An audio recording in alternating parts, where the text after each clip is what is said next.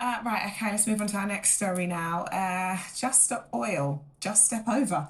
In Gatwick, Just Stop Oil sit down to stop holidaymakers reaching their flights. Failed when travellers simply stepped over activists. Sonia, I mean, when it comes to us Brits, there's not much that's going to get in the way of us getting on that flight and getting some sunshine, is there? I mean, this to me seemed just.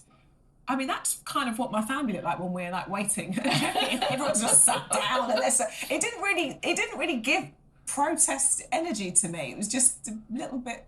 No, pointless. I think, yeah, is a word you're looking for. No, I mean, good for the holiday makers is what I say. I mean, look, we do have a climate crisis. There's absolutely no doubt about that. You know, we're not doing enough as a globe. World leaders aren't doing enough, and we do need to get serious about it. There is no question about that. But to make the point by trying to prevent people who worked extremely hard all year from going on holiday, you'll have kids, you know, who've been excited about those holidays for months, and to try and say, oh, well, the climate crisis is so important that actually we need to stop people going on holiday. I'm sorry, doesn't cut it for me. It's selfish, it's self-indulgent.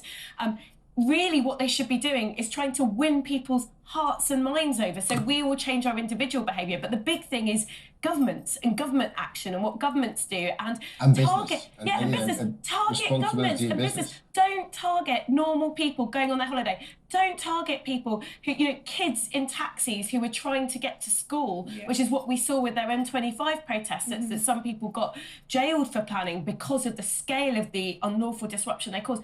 Don't do it like that. You are not winning hearts and minds here. And, you know, good on those holidays. That's exactly what I'd have done. I'd have stepped over them and got on my flight and got to the beach. It was the most British protest and the most British reaction to it. Yes, it was. That's exactly what it was.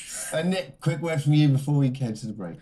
I welcome this change of tactics. I, in the past, remember these protesters have sought to break into airports and actually try and chain themselves to aircraft or spray aircraft with paint. That means the planes can't take off. There's huge holiday disruption. If this is what they still get the attention. When I speak to the organisers on the radio, we want to bring attention. Look, they've just got it on this hugely powerful show. They're in all the newspapers this morning. If this means it's more limited and holidays are not actually disrupted, then I welcome this change of tactic. Yeah, it's a very fair point. Thank you. All right, quick break now. When we come back,